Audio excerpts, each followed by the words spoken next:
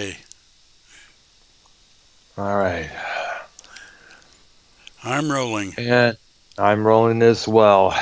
Good evening, everybody. This is Arknolia and the Doctor, our music memory series. And today we're taking a look at the arrival of what would be known as the Fab Four and the massive amounts of the condition known as Beatlemania that would come afterwards.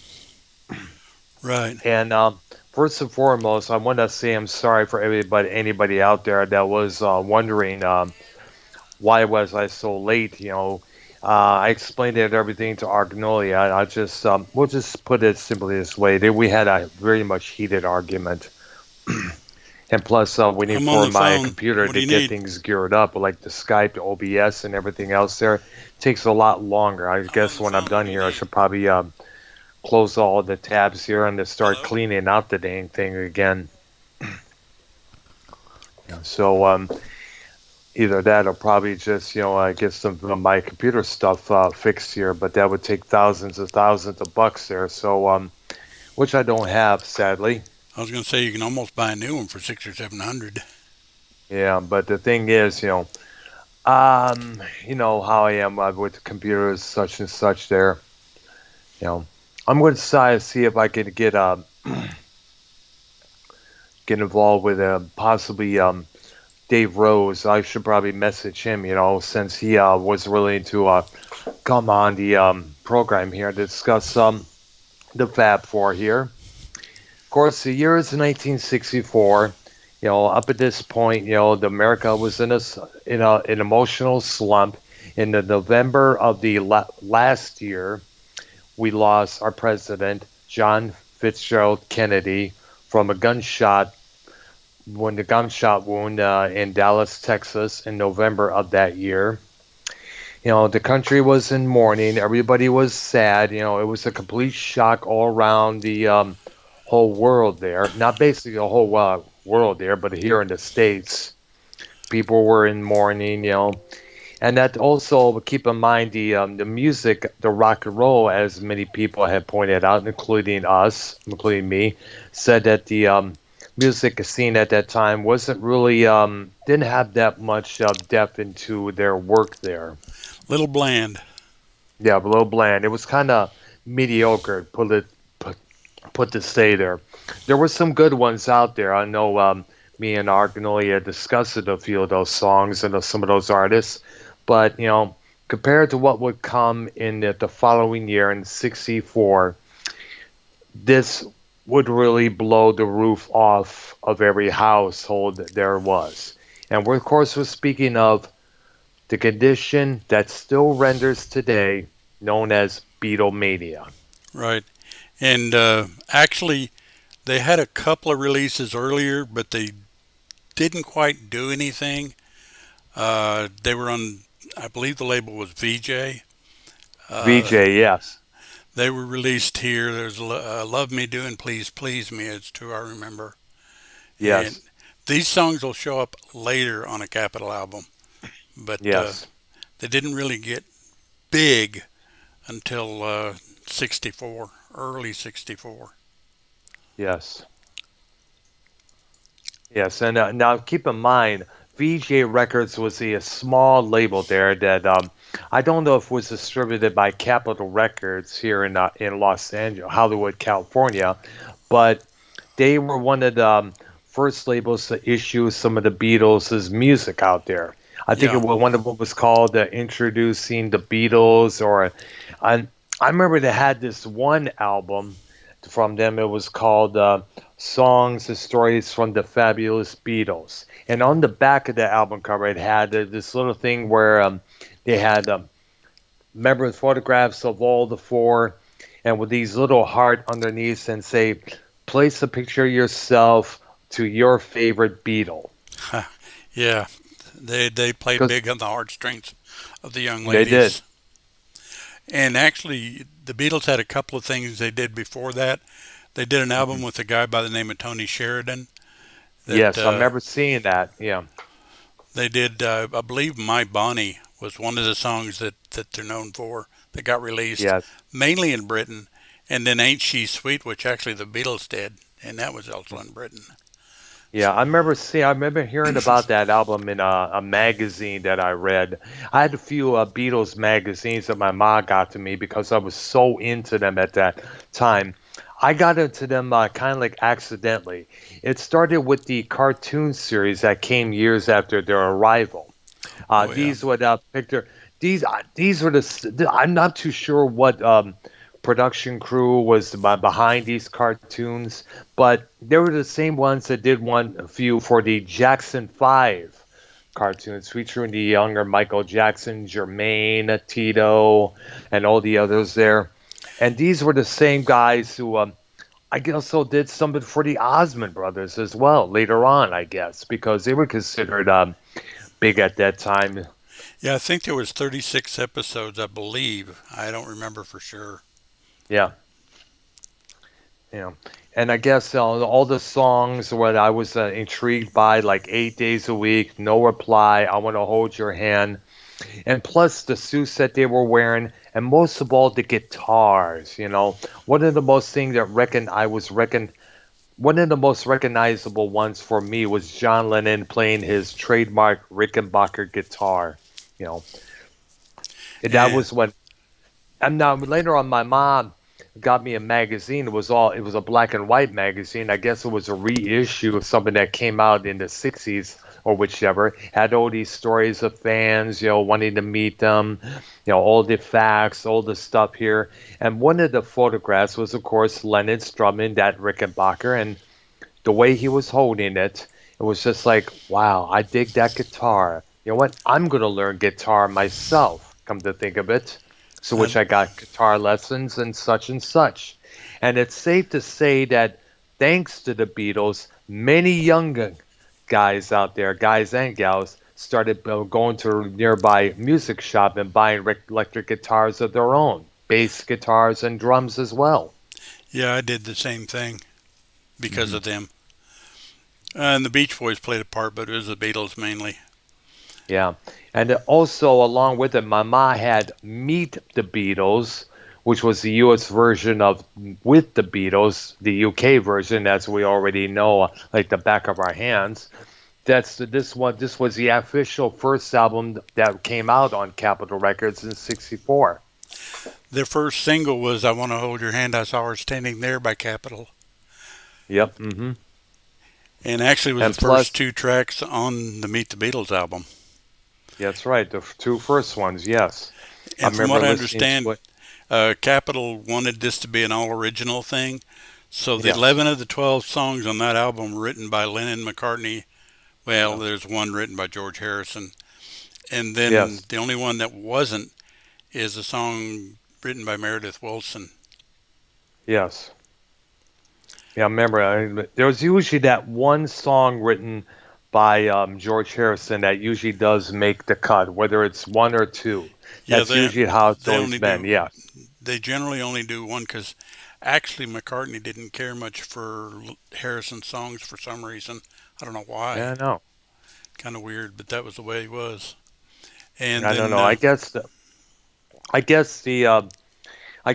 the idea was just keep it Lennon and McCartney, and that's about it, because they were considered the principal songwriters of that group. yeah, and all songs got credited to both of them, even though a lot of times only one of them wrote it. They didn't collaborate a whole lot after the first couple albums, Hmm. and then Yep. well, after those, I wanted to hold your hand. And I saw her standing there. Yep. Was this boy? I'm reading the track list. I remember. Yes. It won't be long. All I've got to do and all my loving, and that was side one. And Yes. I remember that. Yeah. side two was "Don't Bother Me," which is the Harrison song. Yep. Then "Little Child." Yep. Then they did a cover "Till There Was You," and you know what Yes. movie that was from, right? Yes. Hard Day's Night, I think. No, Music Man. Oh, Music Man. And that, Music Man, was that the musical there that started? I think it was. I'm not too sure about the Music Man The movie Music there, Man but starred uh, Robert Preston and Jones, Shirley Jones, Oh, Shirley Jones. oh yeah. She was the one that So sang it's a that song. musical. Yeah, it was a musical. Okay, so they covered that song. So, but they did it their usual self there, which was pretty good there. I remember hearing that a lot of times. That's where it's safe to say that those cartoons was able to get me involved with all the music up there. I would try to buy everything, all the Beatles records on vinyl at that time, because vinyl, I didn't know much about cassettes. I was about 11 to 12 years old.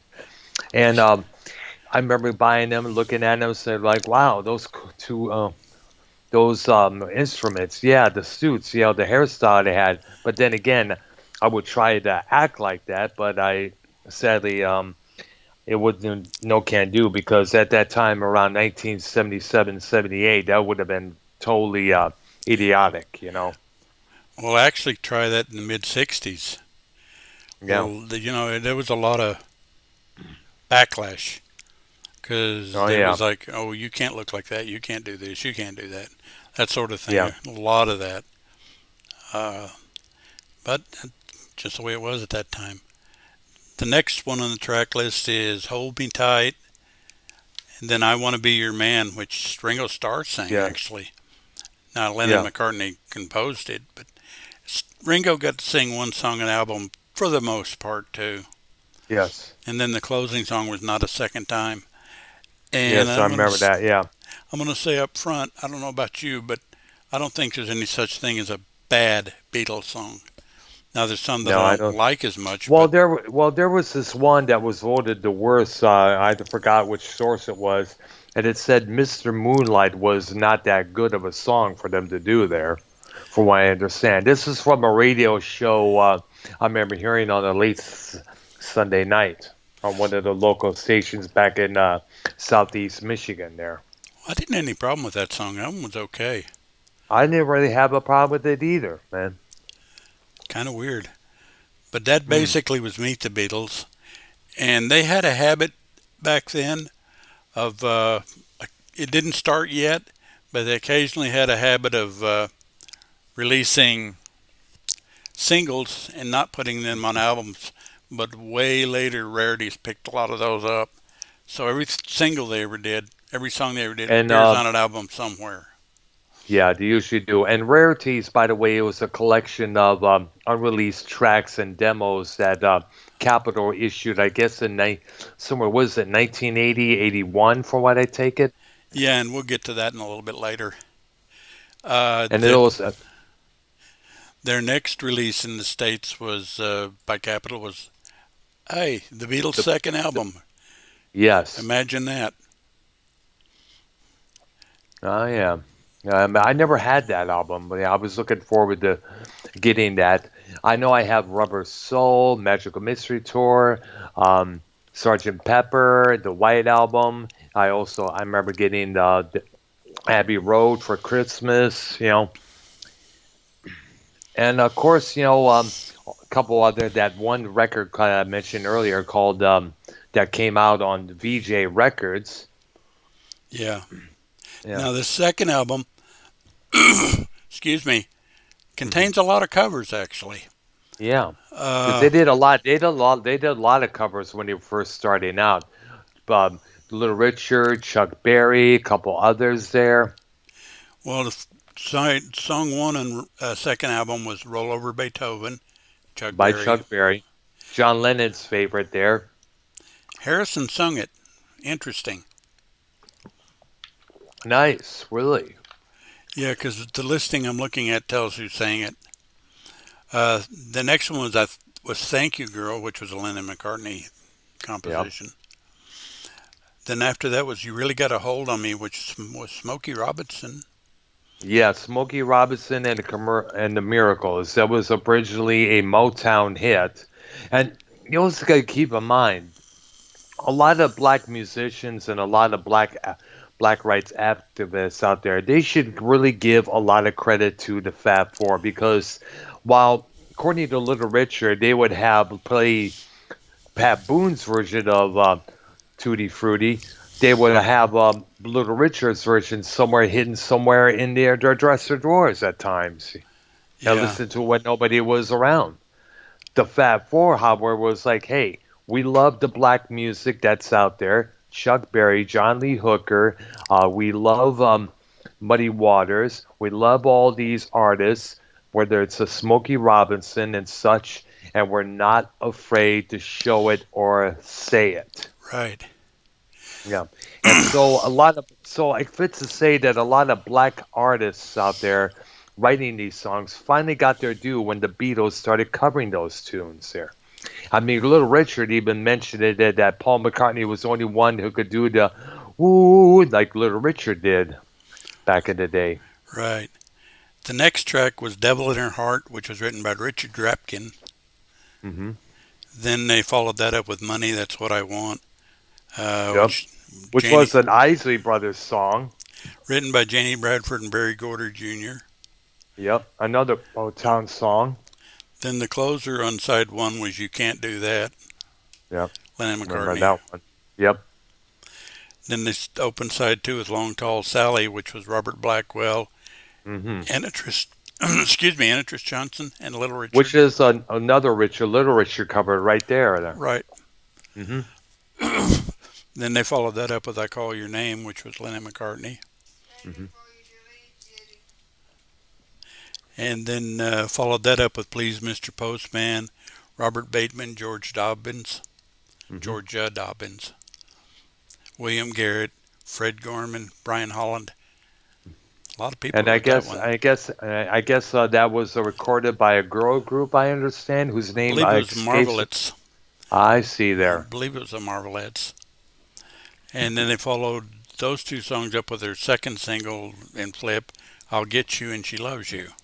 Right. All right. I message Devious Dave, saying I will get him on the call.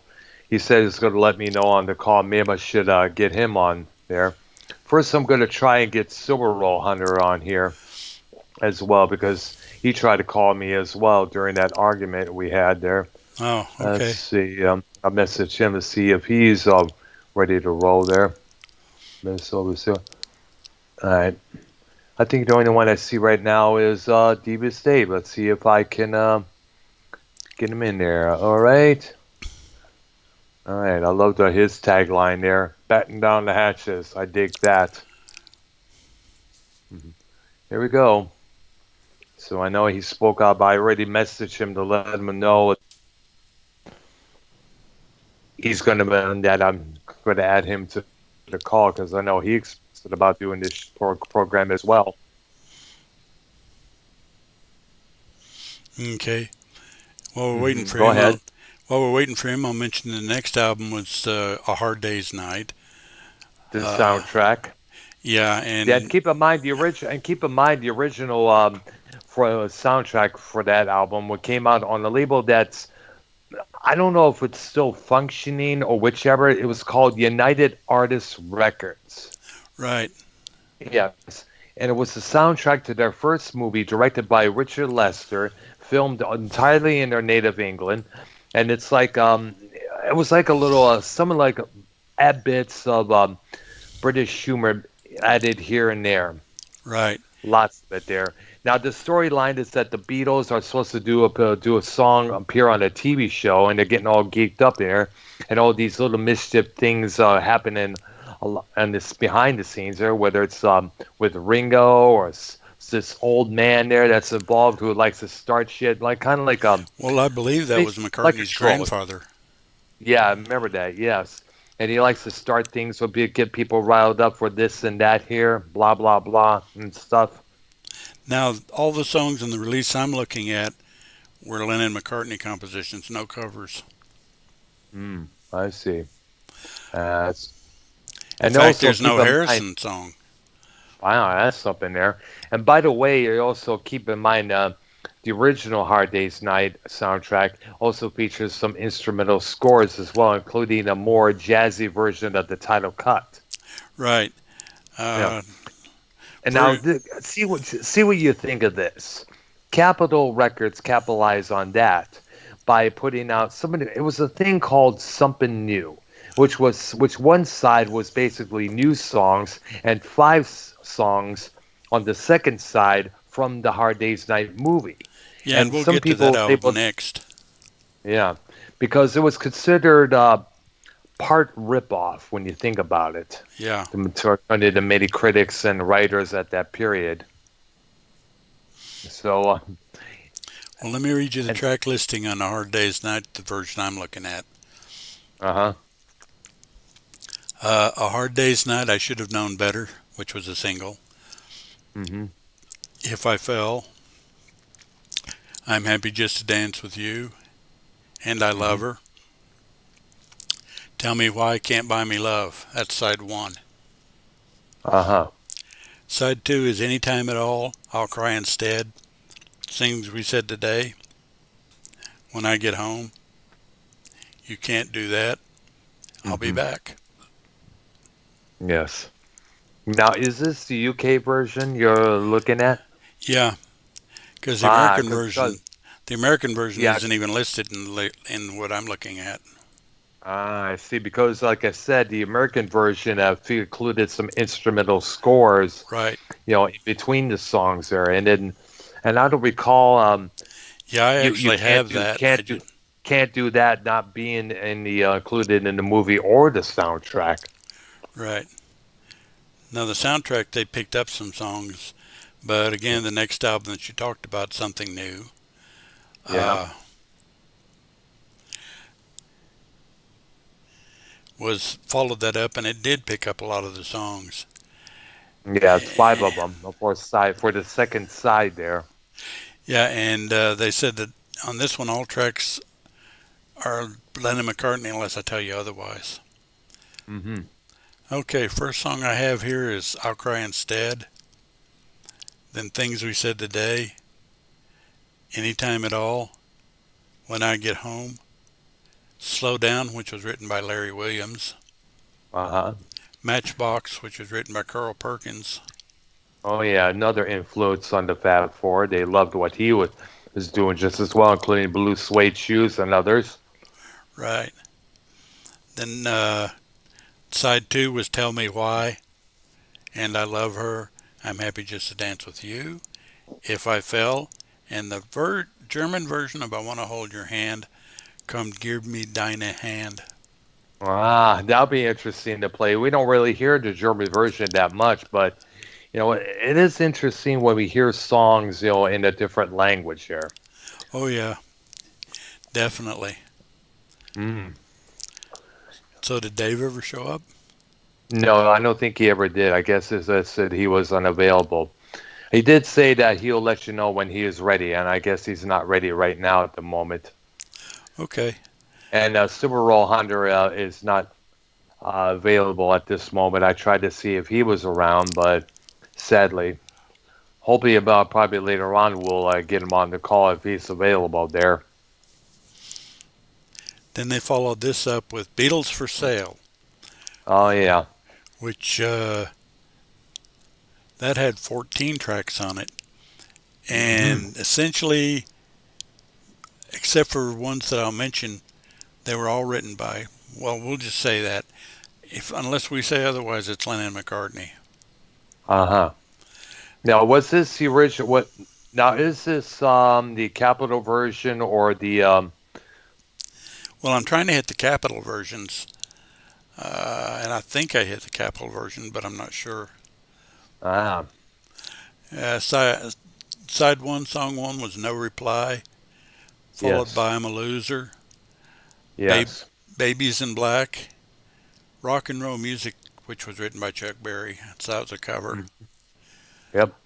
I'll Follow the Sun, and the aforementioned Mr. Moonlight, which was written by Roy Lee Johnson. Yes. Then the last track on that side is Kansas City, Hey, Hey, Hey, Hey, which is Jerry Lieber and Mike Stoller with Richard Penniman. Yeah. But that's I remember that one as well. yeah. You know, And then side two starts with 8 days a week. Then that was one of my favorites. Then Words of Love by Buddy Holly, written by Buddy Holly. Yep. Honey Don't, written by Carl Perkins. Every Little Thing, I Don't Want to Spoil the Party, What You're Doing. Then Everybody's Trying to Be My Baby, which was Carl Perkins also. Ah, So they had two Carl Perkins on that particular album. yep. And actually, what I'm looking at, that is the Capitol release. Mm. Makes sense now because oftentimes we get confused with all these between the UK and the Capitol releases, all the other releases on the side there. Right. Sometimes it's a little bit because God knows there's so many out there, so many, including. I'm not just talking about the bootlegs either. We were talking about the other records that other labels have put it out that got the copyrights to, like the one you mentioned with Tony Sheridan. Sheridan, okay, and the VJ records, the catalog on that record label there. It's like God knows how many Well, was how eventually, many. Capitol picked those up, and we're Yeah, going to see those again here in a minute. Well, yeah, I except for know. the Sheridan ones. And also, don't forget the compilations that came out in the 1970s, like rock and roll music, which was their all the hard rocking songs that they put it out, like the ones some that we mentioned, love songs with of course, only the love songs, and of course, all the others that I'll mention later on in the program, like rarities, real music from all the movies from their movies, because they did about, I guess, about how many movies? Well, they had, Five, five, I think it was. yeah, I think that's right. Yeah, Hard Day's Night, Help, Yellow Submarine, Magical Mystery Tour, which was a TV movie filmed and presented in England there, which I guess didn't do too well. And of course, the last one, Let It Be, Right, right. which was a behind the scenes on how Beatles compositions are came to be and how it's performed and stuff. And I guess there's a lot of stories up there, from people watching that movie. And I remember the lyrics is for Elton John's music. Bernie Taupin said, "All you have to do is watch that movie. You could see this was a band that was falling apart." But yet there was another insider who said that all the stuff that happened in between all the filming didn't get on there, where the Beatles were laughing, giggling, having a good time, joking around here. And so it was a combination of both all together. Yeah, We just didn't get that other side according to the movie or whichever. But then again, there was a lot of tensions between the band. It was just driving them apart. And of course, you notice alongside John with all those sessions, Yoko Ono. hmm, yeah, Apparently, what it was that John broke one of the big rules was no girlfriends or wives were allowed in the recording studio because it would become a distraction. Lennon was the first to break that rule there. right. Of course, we'll get to all that. Absolutely, yeah. Thought I'd point it out ahead of time, folks. Yeah. Well, the next release was Beatles 65, Yep. which actually includes a lot of songs that we saw previously, plus a Yes. couple we didn't see. Side one starts with No Reply, I'm a Loser again, Babies Yep. in Black, Rock and Roll Music again, Mm-hmm. I'll Follow the Sun, and Mr. Moonlight. Yes. Side two starts with Honey Don't, I'll Be Back, She's a Woman, I'll, I Feel Fine, Mm-hmm. and Everybody's Trying to Be My Baby. A lot of those had already been released, but a couple of them had not. Mm-hmm. Yes. A couple of them we already know they were on other releases, but then again, you know how some record labels are. Just, you know, let's put these extra in. Let's add this one in. Let's add that one to fill up the whole side there at Yeah, times.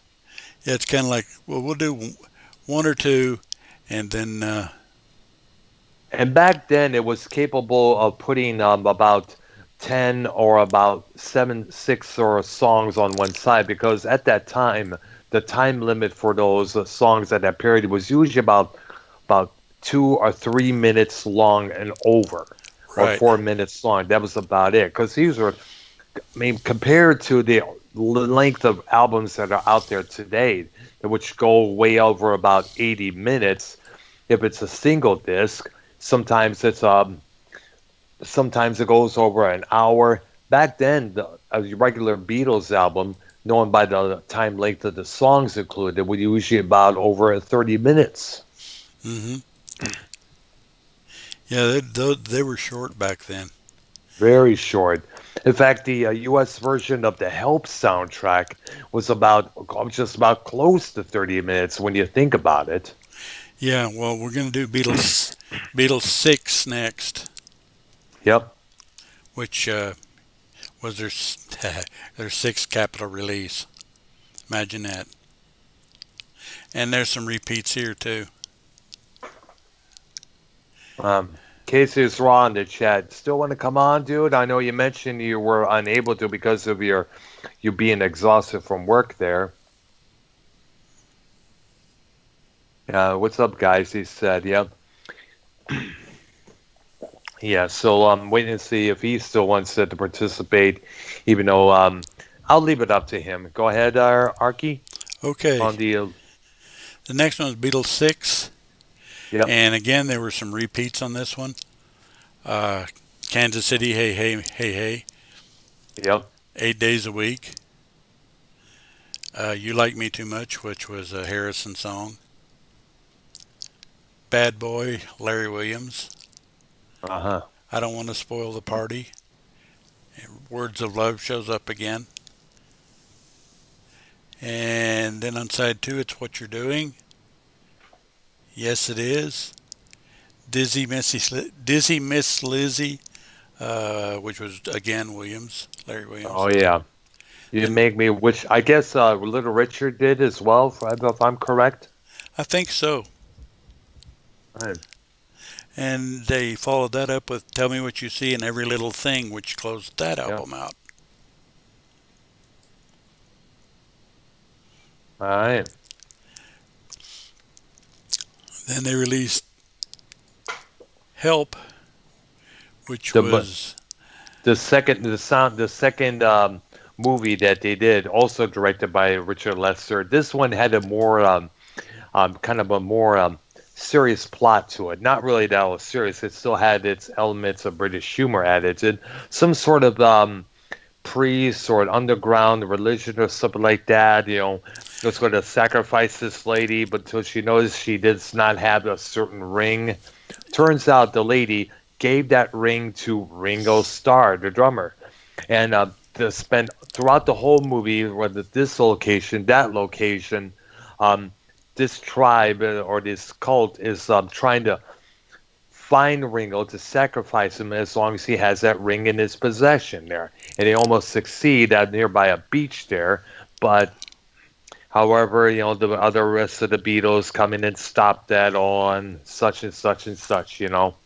it's And actually a that very entertaining movie if anybody wants to watch it. it is, yes, definitely. And like the Hard Day's Night soundtrack here in the States, it featured the songs in the movie, like I Need You, which was one of my favorites from George Harrison. The Night Before, the title cut. Um, Another Girl, great song there. You've Got to Hide Your Not Love Away. Yes, that was which Pearl Jam covered, by the way, later on. Some, I guess it Well, was on the B actually, side of there. several people have covered that one. How many? I cannot tell you how many people have covered their songs, including Yesterday, which I guess was the most covered song according to the Guinness Book of World Records. I believe so. Then you Yeah, mentioned another girl. Excuse me. You're gonna lose that girl. Ticket to hmm Ride. yeah. Now the And other release that actually I have a copy of that too has some uh, incidental hold music on, in it. Casey. Casey's calling right in. Casey. I'm going to have to add you in a call because it would take me off the call with Arknolia, as I mentioned a few times there. I will add you when you're done there. All right, go ahead. Okay, side two is Act Naturally, which was written by Johnny Russell and Lonnie Morrison, which is actually originally a Buck Owens song. Uh-huh. It's Only Love. You Like Me Too Much, which you mentioned is a Harrison song. Yes. Tell Me What You See. I've Just Seen a Face, and Yeah, some of these are going to show up on Rubber Soul. Yesterday, and then again, Dizzy Miss Lizzie. yeah. And this is the UK version, not the US version, as I mentioned before. Well, actually, where I'm reading it, it says the U.S. Capitol, but like you, I remember that Yeah, it. the instrumental scores that were featured on the album, Right. the US version there. Okay, you want to add Casey real quick? I'll wait. Yeah, so I'm going to do it right now. Okay, you get them on a call. Like I said, I have to wait till they're done calling. Till they're done calling, because if I were to take his call, then I would take you off the call. It'd just be him and I for the moment. I would have to re-add you. Hey, Whoa. Casey, what up, dog? hey, sorry for coming in so late. It's okay, dude. I know you. I know the message. You must have been exhausted from your job there. Rion. It's probably not only that. I think, honestly, lately I've been having some health issues. Like I have, like, Oh wow. yeah, and I don't know what the hell is going on with it. And yeah, I've just been super tired lately. Oh wow. Yeah. Do you think it's from overworking yourself or something else there? Well, see, the thing is, I'm used to doing this work. Mm, I mean, I did it for 12 years. yeah. So, well, I think it's a few problems lately. Because my doctor thinks I have sleep apnea. It's possible. And I was trying to think, I was going to go do the sleep study. Uh-huh. And I got laid off and Wow. put a huge wrench in that. Wow. Yeah, and then lately I've been dealing with the stomach issue for the last couple of months, and luckily I'm doing getting some of these tests done. I'm supposed to get another test done Thursday. Yes. Yeah, so just to see if it's the gallbladder. Oh wow. Yeah. Oh shit, dude. But I'll Well, be alright. I'll be alright. I just been like, I couldn't wait to hit the bed when I got home. I can understand, man. Because I wanted to come right on when you sent me the message. But when I got out of work, I was like, fuck. I'm like, I'm done. I didn't. I didn't have the money to go shopping anyways. I So. see, yeah. But I see you guys talking about the Beatles, Yeah, right? I know you think you mentioned about yesterday on our show about wanting to participate this. I already tried to get a hold of Minnesota Silver Row Hunter and Dave Mm-hmm. Rose on the call here, but they both are unavailable at this moment. Yeah, I mean, sorry. we went through the first Capitol releases up through Help. Hmm. We got one more Capitol release to go through, and this is the one with the notorious one of their first censored album covers there that they had to change there. Well, Oh actually, yeah. Yeah, Rubber Soul was released before that. I know. Yeah, that's right. Which I also another great record that I had, the U.S. version there. Well, a lot of people that get into music talk like this was one of the first prog rock songs Mm.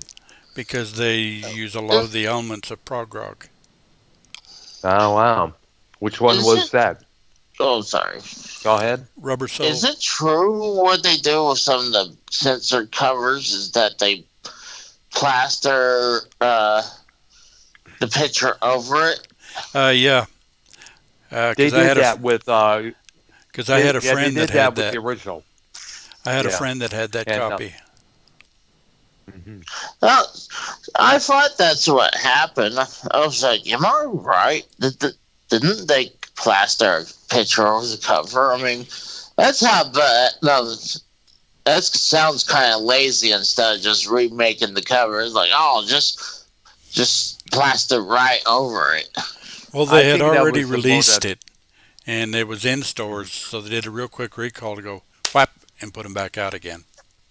Yeah, because No, oh, little did you food hear trip effect. that? Yes, we did. Yes, your dog. Yeah, and the cover we're talking about was Yesterday and Today, which came out in '66, and everybody knows the original cover, the Beatles in these butcher outfits with all covered with all these, parts of baby parts like heads and arms and uh, layers of meat all over them. Who and of course, a lot of people were not too keen on that album cover, so they replaced it with Especially the in one that we all '66. know. Especially Yeah, in '66.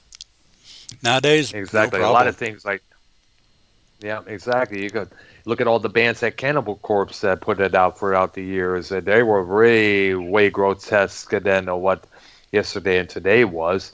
But still, we don't really hear about people complaining about them, other than a Christian evangelist or something like that. Right. But actually, before that album, they released Rubber Soul, which, like I said, is Yeah. considered one of the first prog rocks. When you think about it, you can actually make a pretty good case for it. It does make some sense. Uh Uh, huh. but track one is Drive My Car.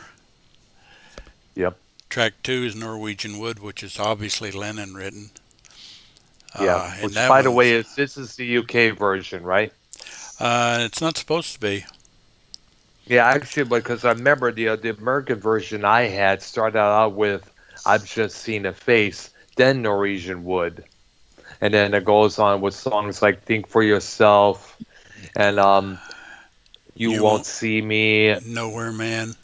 and yeah, it's "Nowhere Man," and its album ends with the word. Say the word is love, and remember this is the U.S. version I had, as I mentioned there. So obviously, I'm thinking you're probably referring to Oh, the actually, I UK was reading the version wrong because one. yeah, it was because "Drive My Car" was later put on Yesterday and Today afterwards Yeah, here's the for the U.S. U.S. version. version. Yeah, I've just seen a yes. face, Norwegian Wood. You won't see me. Think for yourself, Harrison. The Word and Michelle. Hmm. And side two opens with It's Only Love, Girl. I'm looking through you. In my life, wait and run for your life. Hey, a Yes. question for you, Casey. yeah. I told Dr. Earl that I thought there was no such thing as a bad Beatles song. I mean, Oh, there's some I don't know. there's some that I don't like as well, but they're not compared to a lot of other stuff. They're not bad. Hmm. I'm sure there's got to be something. There's can't be all their songs can't be a hit, you Oh know. no, but I'm That's I'm true talking there. that. Well, I'm talking that there's some that weren't as good, but they weren't bad to the point of oh gosh, I can't listen to this. I don't think there was Yeah, any of there those. was there was somewhat okay, Right. but it was tolerable to put it forth. Yeah. Yeah, Yeah, that's I kind mean, of the way I'm I'm sure looking there's. at it. I'm sure if some of these song titles I don't recognize, Hmm. but I guarantee if I probably listened to it, I was like, oh yeah, I know that song. I think that would be the But case. That's pretty much what you would think. No, there were a lot of there were believe me there were a lot of songs I learned not just from the albums from the original cartoon series from the '60s. That's what I was telling. Yeah, you never knew there was a cartoon series, believe it or not. I think I heard something about it, but I mean during the time frame, I mean when did it came out? Well, I guess let me look it up on the Wikipedia here.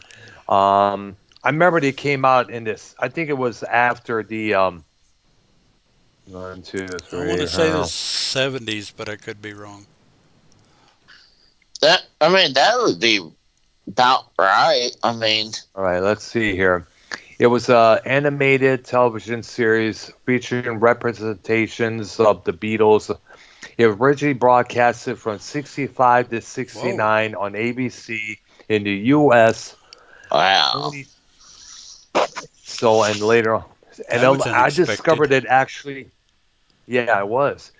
And believe it or not, I kind of figured it was in the 60s. Otherwise, because of the technology of animation that they had at that time there.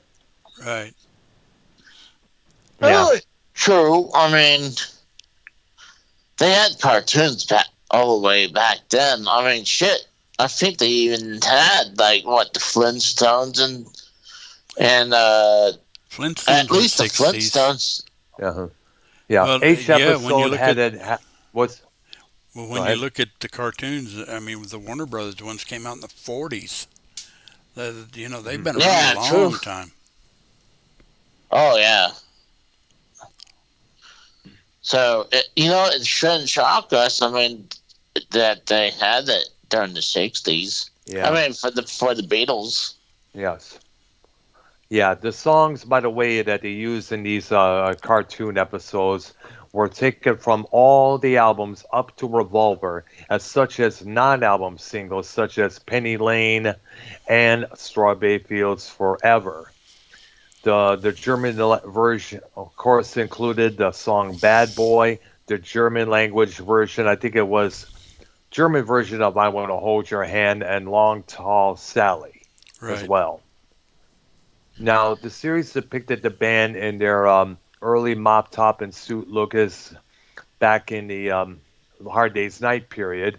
Even though the band moved beyond it during the series run, the producers did attempt to acknowledge the band members' contemporary appearances with photographs of them in the series title sequences during this production run.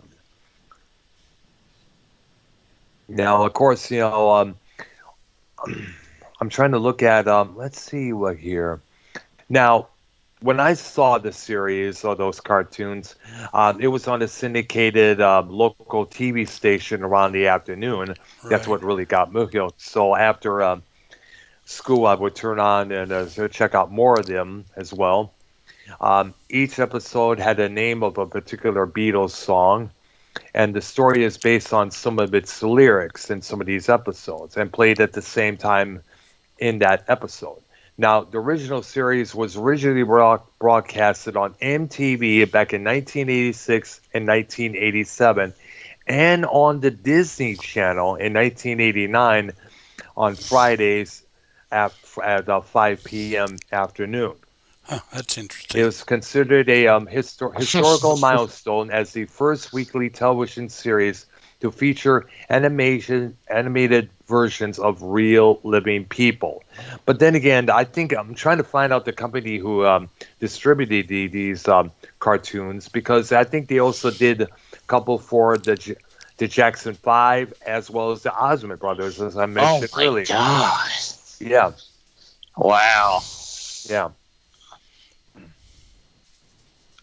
I'm just curious how long those lasted. The Jackson Five and I know. I should what? probably look it up sometime. And figure out Yeah, if there's we can which hit company those a it little was done later. there.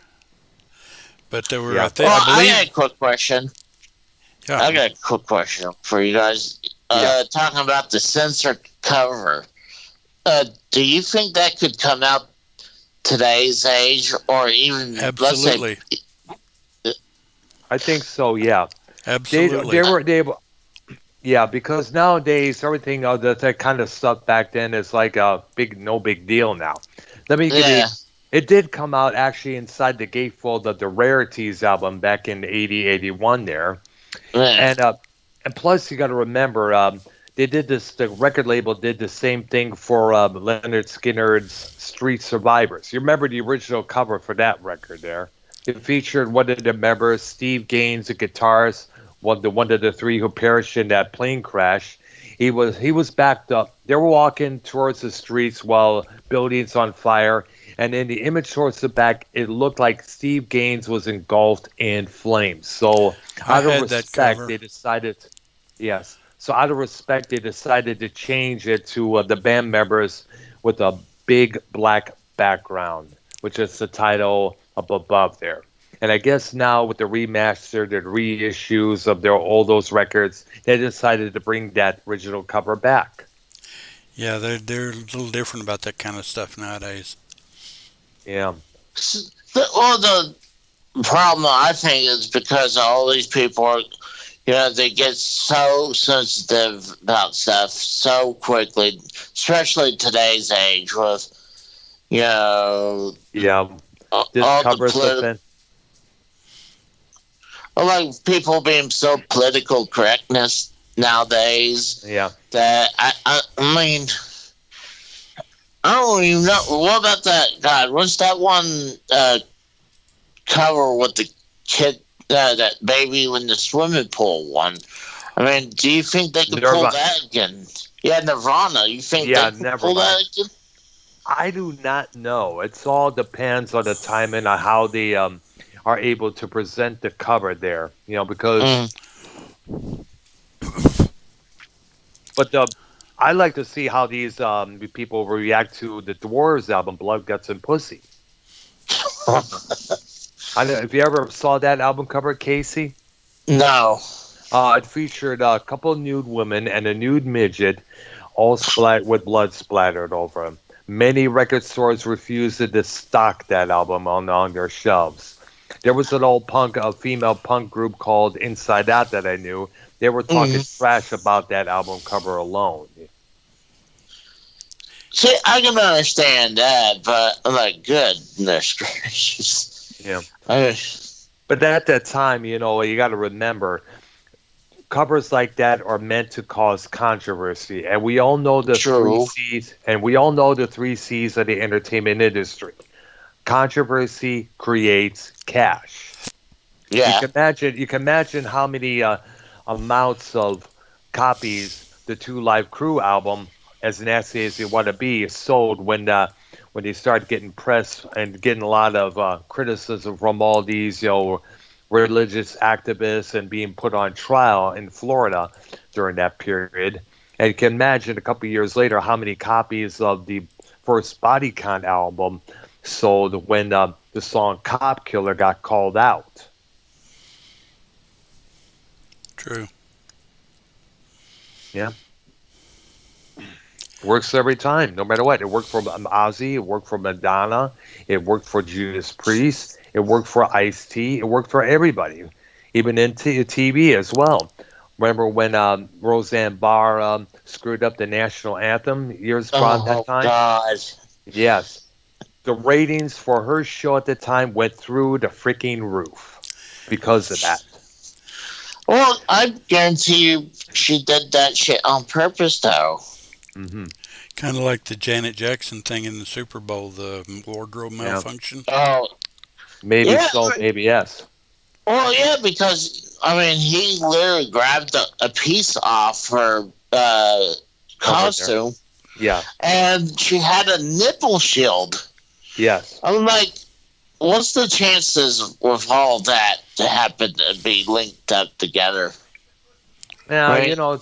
But then again, according to their eyes, football is supposed to be, and the halftime show, it's supposed to be family entertainment. The kids are watching their favorite team compete in the Super Bowl, this and that, and all of a sudden this incident happens. They're like, oh my God, I can't believe that just happened. Well, I think that when that happened, I think MTV was doing the Super Bowl, the halftime shows, and yes, it was. And after that, MTV got the shit canned from that. Uh-huh. Yeah, ironically, I was actually watching that game when it happened. Wow. Oh yeah. I'm not sure if I had not seen that live. I was like, really? That really happened? So I had to go on the internet. I was like, oh my God, it's real. Yeah. Wow. And I was watching it with somebody, and I was watching it. I said, "Is she? Didn't they just, isn't she showing herself?" And Yep. found out later, yeah. And I caught it right then. I was like, "Oh, that's kind of weird." Yeah, it And not is. only, not only that, she let it sit there for a bit. She didn't like, oh shit, Yeah, covering exactly. herself up. Immediately, she let it just sit there, Yeah, So that's another one. yeah, So, I mean, you're gonna feel if one of your titties are hanging out exposed.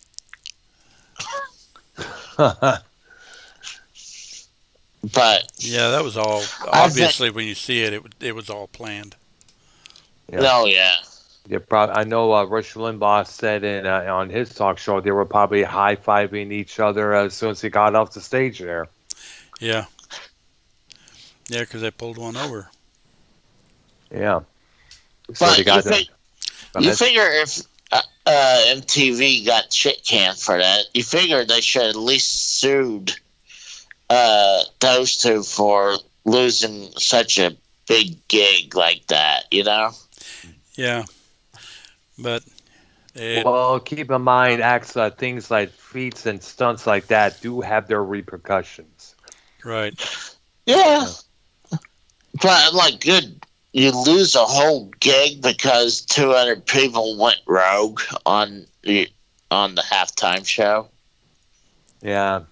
But like I said, you know how company TV executives are when it comes to presenting things on TV.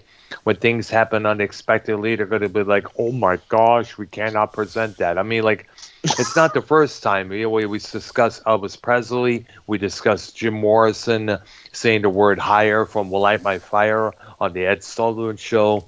Of Mm. course, we cannot forget get one of the members of System of the Down saying the F word when they were done with their first song, and that was being broadcasted accidentally.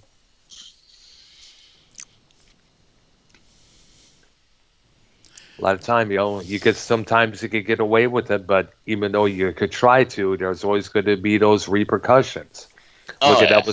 Look at Elvis Costello. He was not supposed to do a song called Radio Radio on Saturday Night Live, and he did anyways. Banned for life.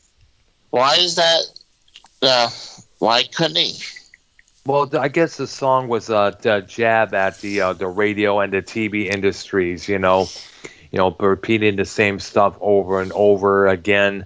How flimsy both have become, and I guess Lauren Michaels didn't care for that concept, so he said, try to do another song. But Costello at this time said, wait a minute, well, ladies and gentlemen, we are required to do this, and they decided to do radio instead, and got the I guess it was the ban as a result. Well, did they allow them just to go ahead and play the whole song, They or did, they? yes. They did, yes. Oh, wow. They did. They dealt with them afterwards. I mean, one of the biggest controversies. I mean, obviously, you're gonna know this one is with SNL's when that one bald chick took the picture of the Pope. Yes, Sinead Sinead O'Connor. Yeah. Yes, Yeah, when she ripped the picture of the Pope. That killed her career right then and there, folks. Yeah. After that, Yeah. she was irrelevant. Yeah, I because mean, wasn't it supposed to be a picture of something else, and she wanted to pull some bullshit and have the picture of the Pope? well, basically, for what, according to her, she was apparently abused as a child, and it was because of one of these Catholic individuals. Mm-hmm. And so of course, a lot of times Catholic individuals get blamed for a lot of things that's been going on, whether it's touching boys and little girls here and there, and a lot Yeah. of, and plus, some of the other beliefs as well. And apparently, when something like that happens to you, you're going to have a resentment. Oh yeah. Now, Oh even though yeah. believe it or not, Sinead O'Connor is now a priest herself Oh these yeah. days, for what I understand. Basically, she but at the same time, she was very angry at that time. And that around the 1990s, angry women were a big thing throughout the whole decade. Well, it's still a big thing nowadays if you Yeah, think about it. yeah, but most of the time, I think they had most of the things that they're angry about are usually things that don't mean dilly squat. But oh man, I just remembered that. I was like, oh my god. I mean, that's what you always hear is about her ripping a picture of Yeah. the Pope. Some people have not really let go of that, believe it or not. I know people in the religious world, they're still kind Mm. of peed off about her doing that. Yeah. Plus the song, and I Wow. don't remember the And name like of I, it.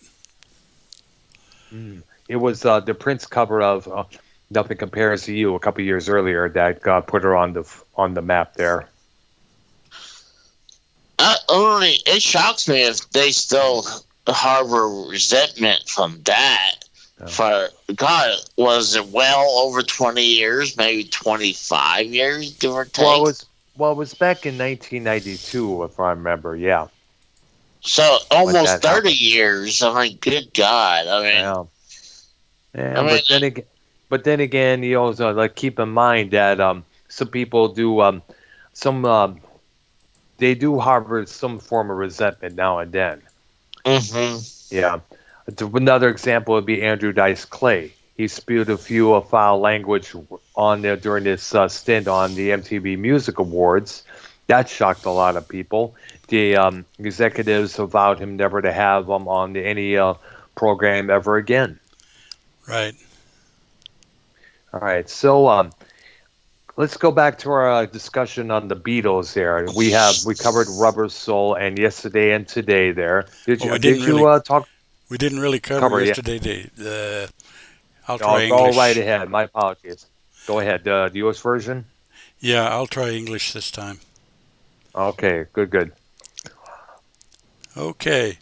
This one started out with Drive My Car. Followed that Yep, up with I'm Only Sleeping. Nowhere great Man. song.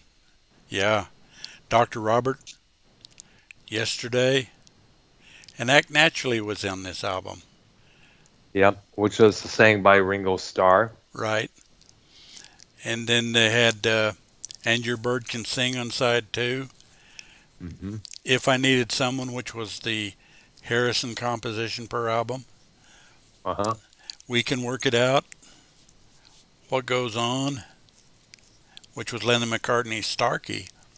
He Hmm. participated in that one and sung Wow, it. this is pretty good there. And Because it's sung it. very rare. Yeah, it's very rare that Ringo any contributes any songs. The other one he did other than that was Don't Pass Me By, which is on the White Album. And Octopus's Garden on Abbey Road. We'll get to those. Oh, yeah. Sure as well. I'm looking up the song yesterday. It was, of course, written by Paul McCartney, credit to Right. him and Lennon. It was released first on the version of Help in August '65, except in the States, UK version, obviously. Right. It was issued as a single in September. It's reached #1 on the US charts. Has appeared on the UK EP Yesterday in March of '66. It made its debut on the album Yesterday and Today in June of '66, my birth month and year. Now, it's a song about a breakup of a relationship, longing for yesterday. And it was, of course, was originally titled Scrambled Eggs. Right. Not. Now, believe it or not, I'm looking at how many times it has been released and how many times it's been covered. That song alone has been one of the most re-recorded songs in the history of popular music.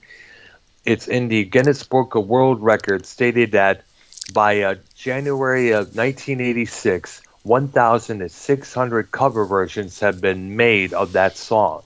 Even the company known as Muzak switched to the 1990s to program based on commercial recordings.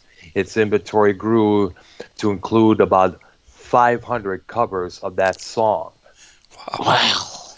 Yeah, man. it won. It won the Ivor Novello Award for Outstanding Song of 1965, and came close to the most performed work of the year, behind the other composition, Michelle. The Um, song has had its fair share of acclaim in recent times as well, ranking 13th among Rolling Stone's 2004 list of the 500 greatest songs of all time, and fourth on the magazine's list of what the Beatles' 100 greatest songs compiled in 2010. In 1999, Broadcast Music Incorporated placed the song third on their list of songs of the 25th century, most performed on the American radio and television, with approximately 7 million performances. It was only surpassed by the Association's Never by Love and You Lost That Love and Feeling by the Righteous Brothers. You know, the Beatles yesterday was voted best song of the 20th century in the 1999 BBC Radio 2 poll. It was inducted to the Grammy Hall of Fame in 1997. It was nominated for Song of the Year in 1966 Grammy Awards, but lost out to The Shadow of Your Smile by Tony Bennett. It was nominated for 6 Grammys. And Chuck Berry even said that the song yesterday was the song that made him wish that he had written it, believe it or not. I Now, can see that. he has been criticized for being mawkish, mundane, I guess. Bob Dylan had he had a disdain for that song, stating that if you go to the Library of Congress, you could find a lot better than that. There are a million songs like Michelle and Yesterday that are written in Tin Pan Alley. And before his death in 1980, John Lennon commented that although the lyrics don't resolve into any sense, they are good lines. They certainly work, but if you read the whole song, it doesn't say anything. And added the song was beautiful, and I never wish I had written it. And and of course, there's just to give all the people that have covered it, including, get this, Boys to Men. They Huh. did their version, I guess, somewhere in 1990, 91, or 92, if I'm period there. Oh, what song did I do? Yesterday, Huh. by the Beatles. I know the Boys Men does covers on other songs. Kind of like, oh Couple god, times. trying to think of one of the songs they did. And of the Still of the Night. I'm trying to Yeah. think. Is that right? Let Like, me look up how many. Let's see. I'm looking to look at. While you're Let's looking, see all. Okay. there's one more song on that album we didn't do. Day Tripper. Okay. Go ahead. All right. Day Oh Tripper. yeah. That's right. There were about 50 widely diverse covers of the Beatles yesterday. Elvis Presley did it. Frank Sinatra did it. Um, Aretha Franklin, Ray Charles, Marvin Gaye, Merle Haggard, and Willie Nelson. And let's see, how many artists have covered the tune there? Let's see. And Vogue have done it. Boyz II Men, as I mentioned. Gosh, how many? They took their spin of the song. Joan Baez, Liberace. Dang, dude. Paul, you were up there in your prime when you wrote that song. You That's made for a little sure. money off that song. Oh yeah, a I'm, lot. I'm Probably. wondering when people does these cover songs. What do they have to do not to get sued by the people who made the song? I guess they have to get permission from the publishing company to do it. I guess, from what I understand, Then a and plus percentage the of what they do goes yeah, to the writer. and the Uh, publishing company was so possibly McCartney and Northern Songs, the publishing company got lots of money for that cover there. I just figured to ask about that because I mean, you hear people do covers on songs all the time nowadays, and because people get sued. Oh God, what's that? Well, I know one of them is like with Vanilla Ice stole the Queen's music. Yeah, what it was. Yeah, I remember that one. What he said he borrowed some of the bass lines from Under Pressure, the Queen song with David Bowie, but they changed. Apparently, it's not the same. It's like ding, ding, ding, ding, ding, ding, ding, ding, ding, ding, ding, ding. Whereas Vanilla Ice is it's ding, ding, ding, ding, ding, ding, ding. I think they probably, added a little bit more bass playing in that so they can make it a little bit sound different, but we can recognize it like the drop of a hat there. Well, of I course, don't know. There's a few times when I hear one or the other, you have to wait for, if it takes forever, then you know it's under pressure because a lot of times under pressure takes that long start while Vanilla Ice has a short start and then he goes into the song. Yeah, it's just the beginning of the track that he basically sampled there. Now, of course, at the time, it was originally written by Ice and DJ Hurricane, and they eventually had to add, Bowie and the members of Queen onto the songwriting credits, obviously. Well, one of the most I don't famous blame them. suits was Harrison getting sued for My Sweet Lord because it sounded a lot like he's so fine. She's so fine. Yeah. He's so fine by And if Will you- City. I remember that. Chiffons, And I they think. were similar. And I think if you so. And listen they to were them, you can similar. see them. And it's funny because the Beach Boys got away with it because Chuck Berry didn't sue when they did, I believe it was Surfing Safari. Yeah. And it sounds just like Sweet Little 16. I mean, just like And plus, and by the way, Chuck Berry did sue the Beatles for because "Come Together" resembled this one composition that Berry wrote, which is similar style of performance. Because they sounded very similar, just in the different chords when you think about it. Right. And then there's Led Zeppelin and what they did. Oh yeah, the song "Taurus" by Spirit. We all know that. Right. Which by the way, the court ruled in Zeppelin's favor. By the way, Yeah, and actually, the original guy that wrote it, Randy California, was no part of the suit because he was already dead. It was the other surviving members that did the suit. California was okay with it.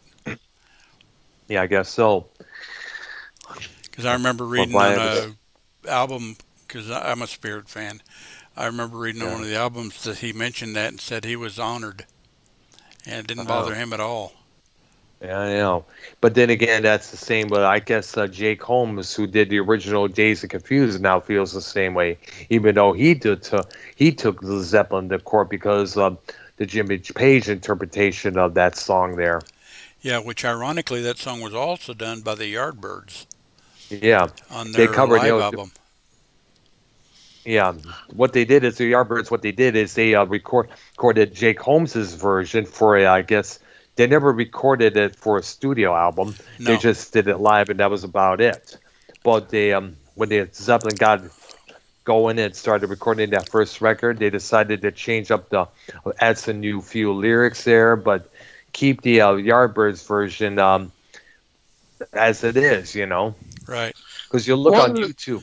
Go ahead. I know one of the bigger ones I also know is like look, God, you got the Ghostbusters movie and the Ghostbusters theme song. Yeah, and against was it? I Want a New Drug. Yeah, I Want a New Drug. And honestly, I don't really hear it, quite frankly.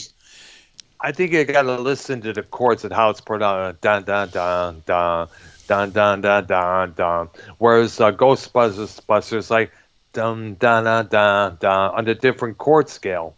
Yeah, well, I really can't hear it between I Want a New Drug and the Ghostbusters music. Oh, you have to really listen for the Ghostbusters song. You have to listen for the guitar and how it's performed and how it's styled. You have to listen past the synthesizer, in there. Yeah.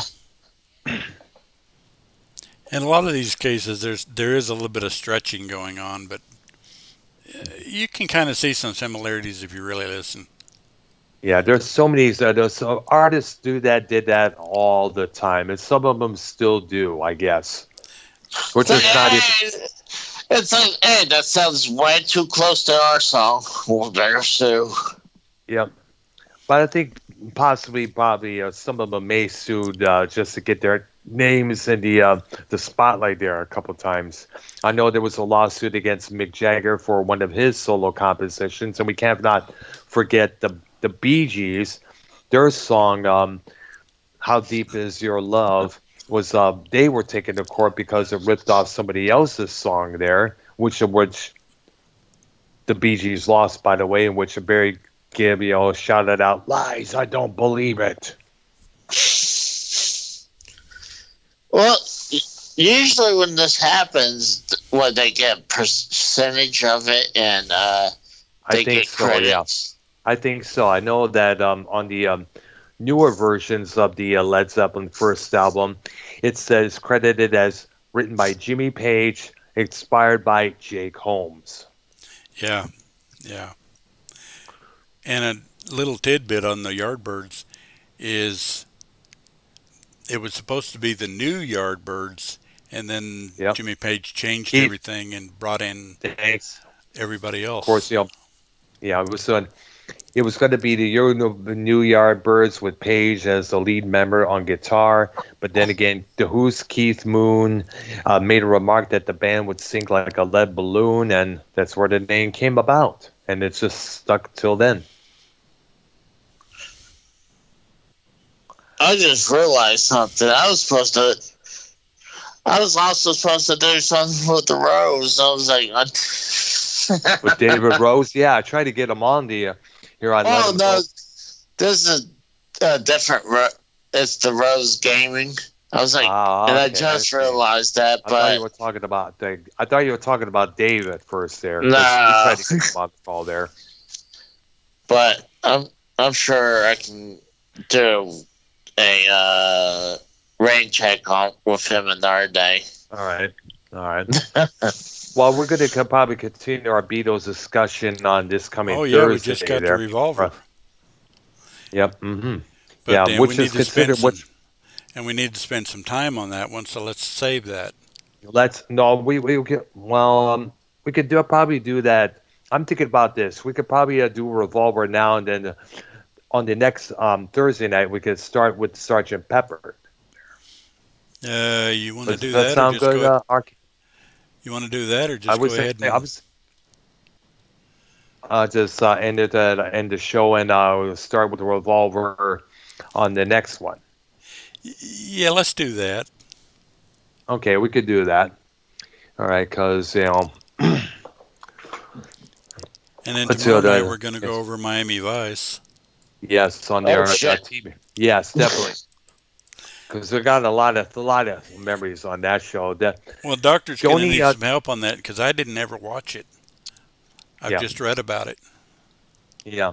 Oh, definitely look it up when you get the time, probably before the broadcast tomorrow. There, because they still show episodes, but it's on the Spanish television station, and they of course converted to. But you can't help but look at all the styles that was going on at that time, the storylines. What all the learning about what vice cops have to do all the time there, and how they put their lives on the line.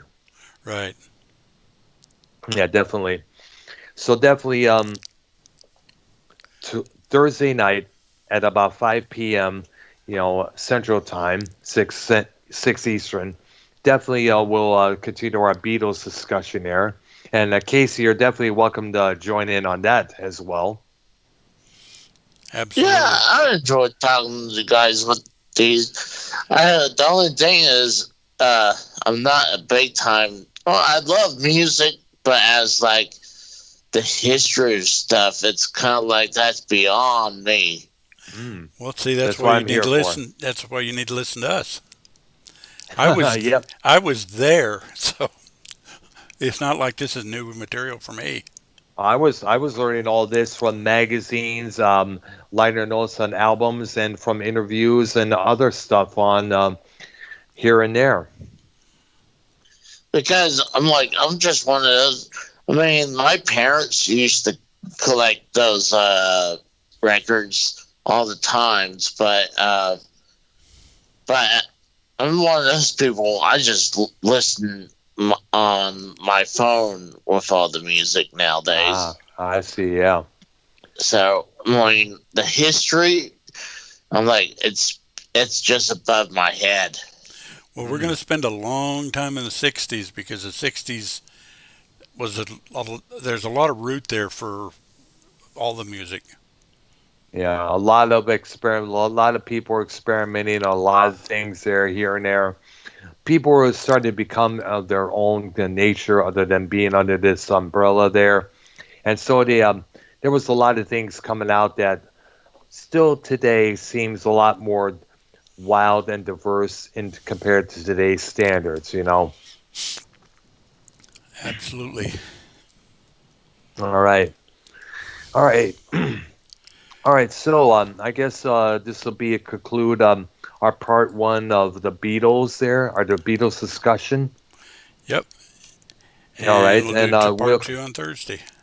yep at about 6 p.m. Eastern time on each other's channels. And definitely, Casey will get you involved just as well, man. Definitely love to have you on, and hopefully we could get Dave and Silver Roll Hunter on as well. Right. Yeah.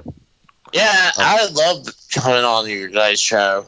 All Uh, right, fine. I mean, you guys are awesome to talk about all types of stuff, like Yep. movies and music. I mean, I love to learn stuff about that. No, you come to the right place, man. Well, Definitely that's for sure. kind of what we're trying to do. Yep. We're learning, especially the people today who are unaware of all this stuff there. People like the young kids in their 20s or 30s need to be aware of this stuff. They only know stuff from the 90s here on. Yeah, I mean, there's some stuff like, gosh, when I grew up, when I was in the 80s, I mean, yeah, my parents had records. Mm-hmm. I used to have an 8-track player in my room. But, And by the way, yeah. Did you ever had a 4-track player, by the way? no, I'd never heard of 4. I thought it was just 8 man, tracks. this is how I discovered both the Help and Sgt. Pepper's albums. My dad had this massive collection of 4-track cartridges. They were like 8 tracks, but instead of 4 programs, it was just basically 2, 1 and 2 there. That's where I discovered Sgt. Pepper's Lonely Hearts Club Band and the U.S. version of the Help soundtrack. Right. You figure, gosh, that the 8 tracks should still be superior over the tapes because, I mean, well, how much audio can you hold on those 8 tracks? Well, the problem with 8 tracks is that a lot of this sometimes the song would have to be they would have to divide the song when there was running out of, like, say, a Moody Blues 8-track. Every Good Boy Deserves Favor. They had to divide the 3rd track, Our Guessing Game, into beginning and conclusion when it went over from program 1 to program 2. Yeah, that was the only thing I didn't like about 8 tracks. And that was annoying. Well, what really got me is I got the Who, Tommy, on 8 track. Yep. They left off a couple of songs and shortened another one. And I didn't know that till I got the album. And believe it or not, get this, believe it or not, the 8-track of Pink Floyd's Animals had a full version of Pigs on the Wing. Not part 1 and 2 that they have on the album and cassettes. They had a full-scale version with the guitar solo from Snowy White, one of their backup players there, doing the guitar solo on that particular version. Yeah, you know what's shocking? That they, because all these people are big record collectors, that you go to Walmart nowadays and they're fully uh, endorsing it now. I mean, I've records. seen him. Yes. I'm like, wow. Like, I can understand CDs, but now they have a section for albums. So I'm like, I mean, I think it's pretty awesome they do that. Yeah, but the problem is most of the stuff that's in there, the collection nowadays, is usually the current bands that are out there, whether it's Drake or the 1975 or something from the White Stripes here and there. And the ones they have, the stuff that you and I and Arknolia grew up with listening to, were the main ones. Like, we could see many copies of Hotel California, but we won't see the album Desperado or the album One of These Nights. Yeah, and those were both excellent, especially Yeah. Desperado. Let That's alone, very undersung. yeah, which, by the way, we don't even see the new vinyl versions of the first album, which I guess was called just simply Eagles. Right, the Eagles. Well, And But any other vinyl that comes out is usually compilations, like the best of the Ramones, or the best of David Bowie, or the best of this artist or that artist.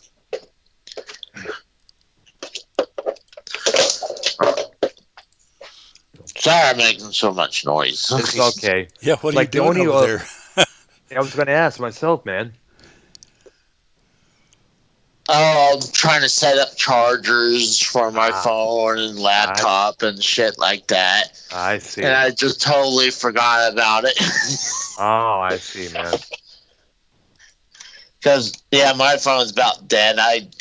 Damn. I play music through my phone into my battery-powered radio at work. Yeah. So a lot of times on my older phone, oh my gosh, it'd be nearly dead. I mean, this one would be almost nearly dead too, but the one that I had it on for about a year and a half or so ago now, it would easily be dead. I would have to put it on battery saver mode just to make sure I can make it through the day. But so I hadn't put my phone on charge all day. I see, yeah. Are you calling on your phone or are you on your computer at the moment? Oh, I'm on my phone. I see, yeah. I'm usually on my phone. I see, yeah. I see But- now. I thought I figured, I forgot what I was going to say. Son of a name go. No, it's okay, it happens. I know. You just, when you to talk, it's like, oops, I just slipped my mind. So, I guess they'll do it for this episode up here for Arknolia and the Doctor, our Music Memories, episode 9. Tune in this Thursday night at 6 p.m. Eastern Time when Arknolia and myself and Casey is raw. Definitely, we're going to get him included on this. So as we conclude our part 2 of our look at the Beatles and also the bands, British bands that came afterwards. Well, we'll do that in the episode afterwards. All right, Because I'm that's pretty a good sure idea. considering we're talking about Sgt. Pepper, the White Album, Magical, we'll be a while on those. Revolver. Yeah, definitely. Okay, definitely got to continue that on this Thursday there. And tomorrow night we'll be looking at the TV series Miami Vice. And hopefully we're starting at 7 Eastern, 6 Central. Yeah, hopefully things will be better. Once again, my apologies to you, Arknolia, Casey, and everybody else out there who was waiting. A lot of stuff came up at the last minute there, so that had to be taken care of. So this will be it for today.